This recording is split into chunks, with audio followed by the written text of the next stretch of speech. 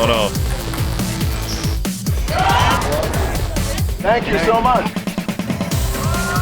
Pay like $1 million. Shout out TMZ, you up? Let me check out that rig. TMZ stands for the Mayweather Zone. How'd you find me, bro? I got my disguise on. I love my TMZ family.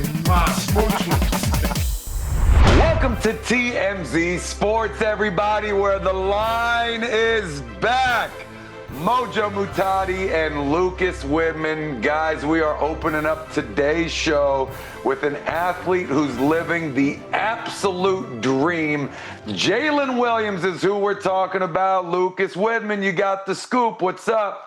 Jalen Williams is on such a heater right now, and it's just one of those things where you see someone who gets drafted in 2022, 12th overall, you know, that's a lottery pick, but pretty unknown coming out of college, out of Santa Clara, but he has made the most of his 3 short years in the NBA. He keeps getting better.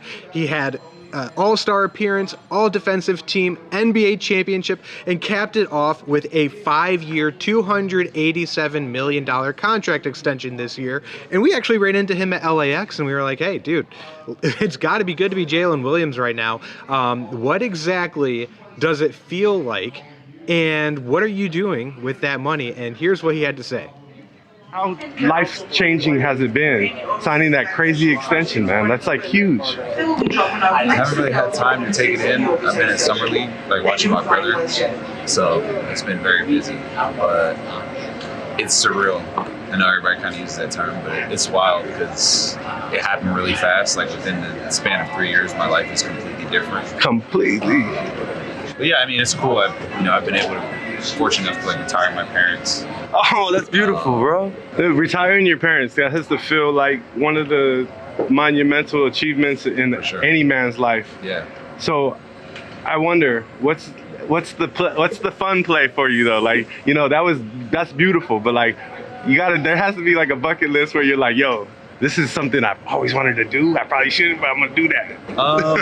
I wouldn't say probably shouldn't do. I like going to Japan. Like I went last year. I'm gonna go again this year. So I look forward to that. Like I like just going out. I'm gonna go shop out in Japan and do some damaged clothing. Buy some clothes. But I don't know. I don't really have like anything like crazy. No like Bugattis or like anything like that. My contract extension don't even hit till. I gotta wait till next year to do something crazy. So funny because you see these headlines and it's Jalen Williams, $287 million, and he's like, I'm going to have to wait an entire year for this to happen. But, you know, it's an amazing story. Jalen's parents actually served in the Air Force. And then to talk about his brother, Cody, also being in the NBA as well. I mean, they did an absolutely amazing job raising these kids. And so it's a well-deserved gift for them. Oh, absolutely. Doesn't it make it just a little bit better that they have a military family as well doing it for our country? You gotta love that. Like I said at the top of the show, is this not living the absolute American dream? I mean, this is it in its entirety right here. You're a pro athlete, you go on, you do it big. I mean, what's the best thing that you can do professionally, right? Win a championship, go to an all-star game, you know, earn both team and individual accolades in just 3 short years. I mean, that's it. Some great players play their entire careers and never once win a championship. This guy did it more or less from the jump. So professionally, this guy is on top of the world.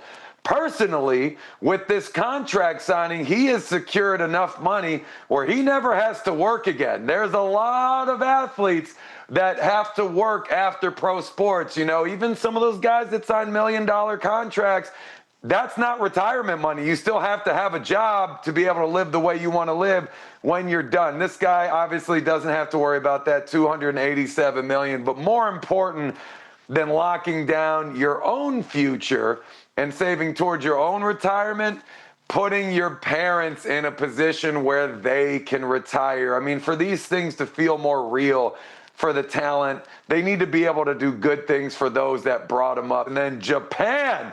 I love where this guy's priorities are because honestly, if I signed a contract this big, and I know my TMZ Sports contract is almost this much money, but not quite, that's exactly what I would do. I would hit the road and travel. Actually, we're planning a trip to to Japan right now. Let me tell Jalen right here, I got all the hot spots for you. Let me give you one recommendation. Go hit up our guys over at Bar Centifolia. That's the one you want to be at. That's that guy that's always viral online, that's chopping up your ice cubes with a samurai sword and lighting the bar on fire. I know you guys have seen the reels. I'm going to tell Jalen to go over there this offseason and enjoy. All right, guys, moving right along with some more great news to kick off this show. We have an update on a story that we broke regarding Randy Couture. Lucas, you got the scoop. What's up? Yes, remember we broke the story not too long ago that Randy Couture suffered a serious crash and injuries, first-degree and second-degree burns, while he was doing practice runs at a racetrack in Kansas City. He is involved in skeg racing, and they announced a pro mod program in the NHRA that Couture was going to be involved in. So yeah, he's been doing a lot of training in preparation for his big debut, and things went awry. Now we don't know the exact details of it, and he was hospitalized and underwent a lot of procedures here. But the good news is he has now returned home, and he is recovering, and things are going well. And remember, we previously reported that they expected him to make a full recovery, but it was still very early in the process, and it's nice to know that he is still going in that direction. And it's unclear what this means for his future behind the wheel, but as of right now, him, just as a person, as Randy Couture, it seems like he is on the right path. Oh, this is fantastic news, and can't say I'm surprised. I mean, look at the shirt that he was just wearing in that shot a second ago. He is unbreakable. I mean, this is a guy that has sustained so much trauma in a multi-decade-long career in MMA, mostly the UFC. I mean, championship victories. I'll never forget his fight against Brock Lesnar, who looked like he weighed 200 pounds more than him at the square-off before the fight. That was ridiculous, and he still took the fight anyways. I mean, this is a guy that's absolutely tough as nails, but, you know, not to minimize the accident that he had. When you're in a car like that, traveling at speed like that, with a car flipping over, fire and smoke inhalation, I mean, that will take out any person. It doesn't matter how tough you are. I'm glad that he's out already. He wasn't there very long, which is certainly a great sign. You got to worry about those things. I mean, how bad were the burns, you know, when you're breathing in that smoke? That's something that can easily kill you. Who knows what the lingering damage is going to be after this, but the bottom line is that Randy is out. He's good enough to be out, and he's headed in the right direction, one more step closer to recovery. Coming up next on TMZ Sports, we recap the MLB AllStar Game. Was it the best one we've ever seen? Find out next on TMZ Sports.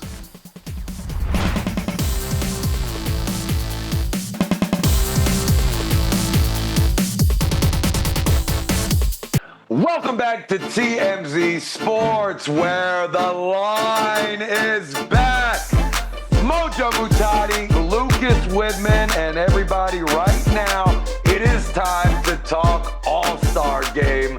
Lucas, you got the scoop. What's up? The Midsummer Classic was just that. It was a classic, and it was exciting. You know, the NL got off to a 6-0 lead, and then the American League bounced back right at the end of the game, actually tied things up, and the game was over?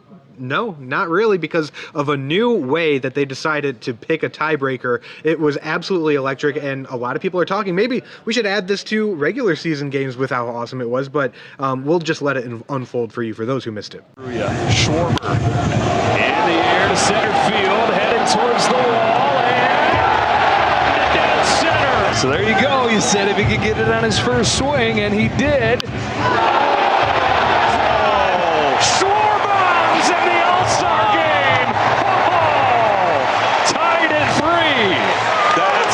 MVP material if he gets the third one right here. AL rallied in the game. NL has rallied in the swing. Trick! Look out, Chop House! National League takes the lead 4-3. Unbelievable.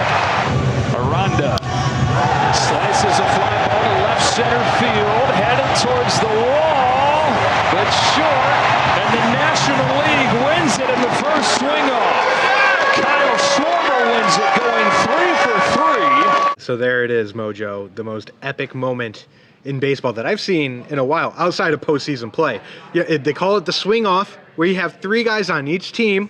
They take 3 pitches, 3 opportunities for 3 home runs, and Kyle Schwarber did just that, so easily walking away with the MVP honors, because without him, who knows, maybe the American League takes that win. But you know what, an epic night with the biggest names in the sport. There's rumors that Ohtani and Aaron Judge weren't even able to do it because they were gone by then. But you know, just an epic night all around. And then you throw on top of that a tribute to Hank Aaron, who is a legend in Atlanta. They put on the most fabulous tribute I've seen in such a long time, to where they essentially recreated Hank Aaron's 715th home run, the one where he surpassed Babe Ruth on the all-time home run list. And I mean, there was fireworks, there was projections. It was jaw-dropping, and Hank's widow was actually there to witness the whole thing, but people in attendance were absolutely stunned and thrilled to see what happened. All-Star games have kind of sucked recently, straight up, right? We see the NFL, we see the NBA. Nobody's really playing. I mean, there isn't anything remotely competitive or exciting. I don't know, man. I feel like All-Star games have really been just dwindling down year after year, trying to up the ante every year of how to make the game worse. Not this one, baby. This was awesome. This was exciting. I mean, that lights presentation on the field, how cool is that, right? I mean, what a tribute. You got to love every second of that. Doesn't matter what team that you root for, what players you like. I think everybody could get behind this. I mean, look at these images that we're looking at here. That is something special. I mean, that is really, really cool stuff. I mean, even if the game wasn't exciting, even if everything else sucked, you look at this right here. I mean, how do you not walk away thinking that you saw something special? Maybe if your family, your kids there with you. I mean, that's a moment I feel like you wouldn't forget once you leave that arena. And then Schwarber, the trifecta, the hat trick. I mean, talk about adding some excitement to cap off everything. I mean, again, just so many cool takeaway moments here. I'm glad the MLB is doing it the right way. I hope that the NFL, the NBA, and all these other leagues are taking notes, because I think the fans missed our All-Star game. We got to do better. MLB getting it done. Coming up next on TMZ Sports, we sit down with Max Holloway, who is embracing the bad guy role ahead of Dustin Poirier's retirement fight. Hear his thoughts on the matchup next on TMZ Sports.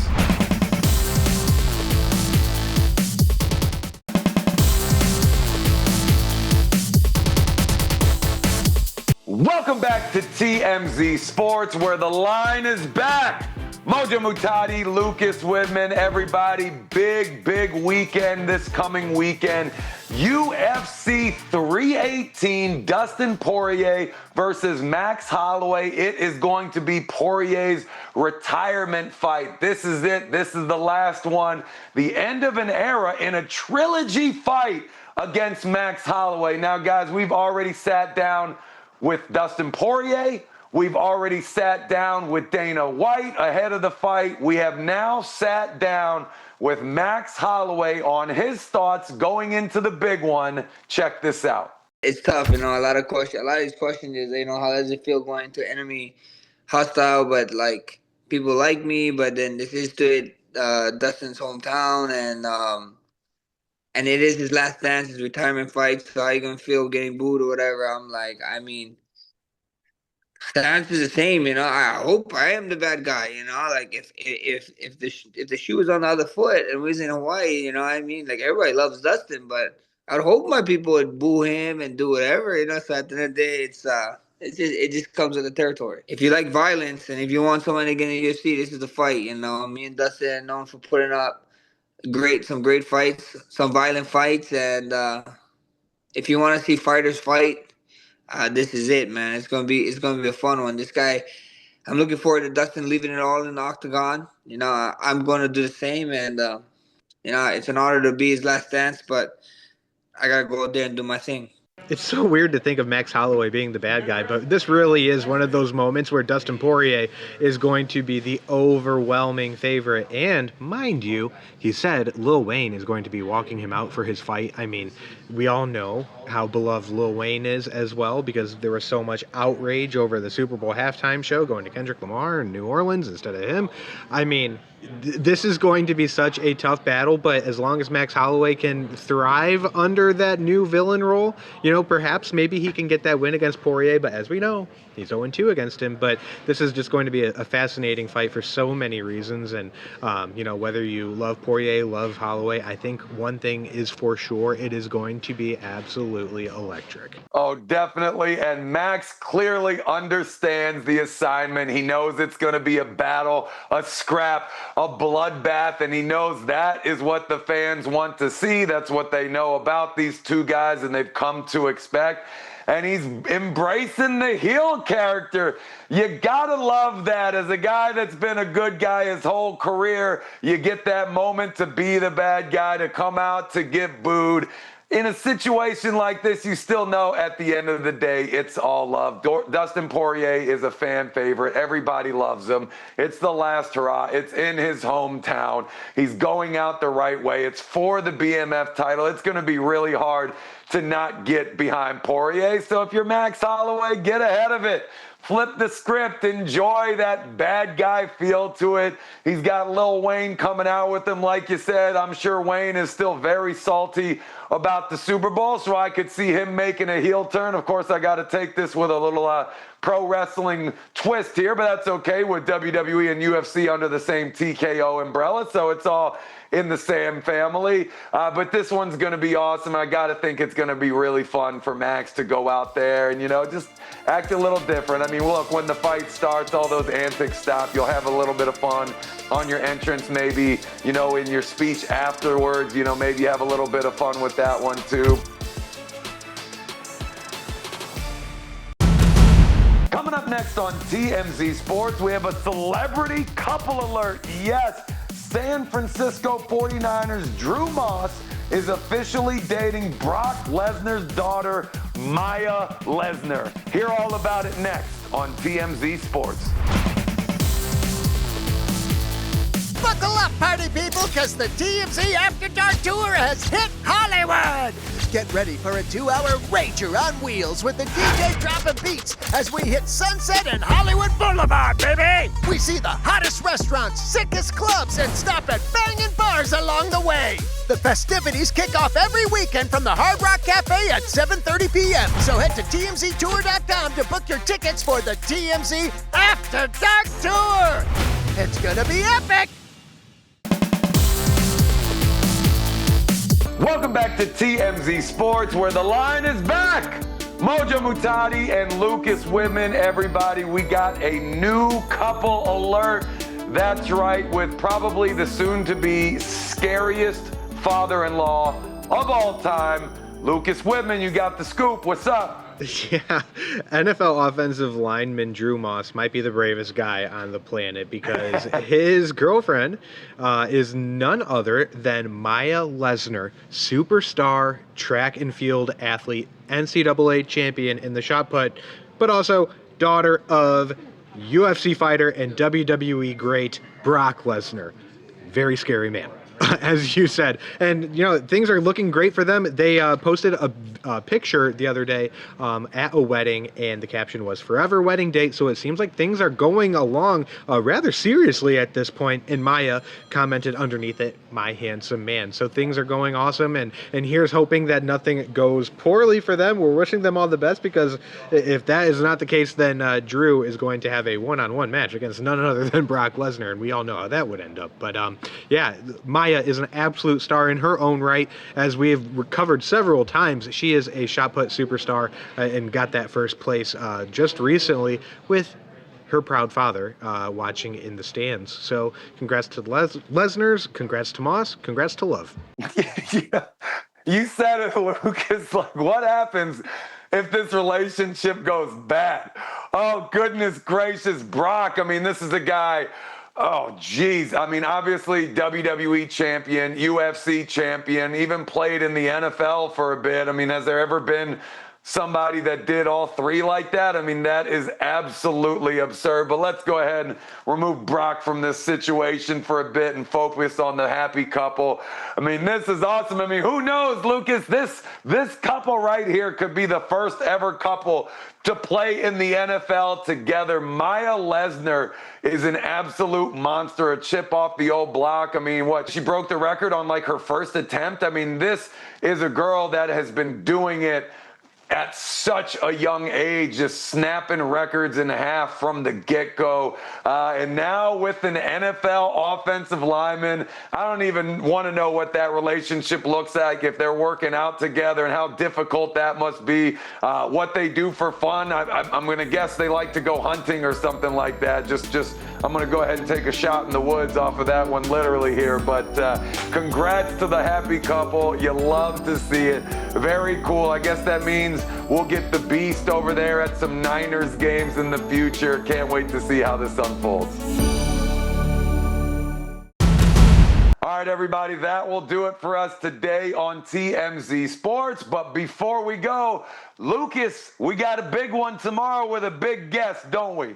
We do. This is really exciting. We've talked a lot about Poirier versus Holloway, but there is another huge fight going on this weekend. Yes, I am talking about Mario Barrios versus none other than Manny Pacquiao, a living legend. After 4 years away in the boxing ring, he is coming back, and we actually spoke to Pac-Man himself all about this upcoming matchup and how he feels and whether there's going to be any ring rust. It's going to be really cool. That's right. Will be a big one tomorrow, Lucas. Matter of fact, we'll see you then, where it will be the best show since today. I'm a lawyer.